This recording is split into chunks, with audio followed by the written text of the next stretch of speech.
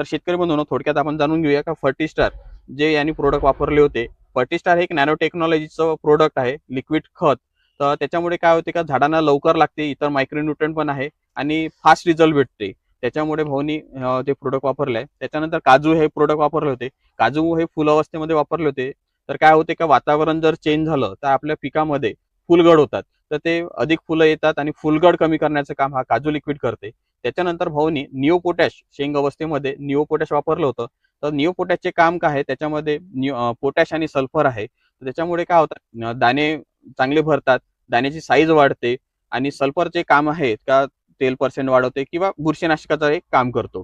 त्याच्यानंतर भाऊनी एक फॉर्मॅट अडीसाठी फॉर्मॅट वापरलं होतं. याच्यामध्ये CTPR प्लस लॅम्बडा असल्यामुळे शेंग पोकारणारी अळी असो का कोणती पण अळी असो, पान गुंडाळी करणारी अळी असो किंवा शेंग पोकारणारी अळी असो, कोणती पण अळीला नाश करण्याचं काम हा फॉर्मॅट करते.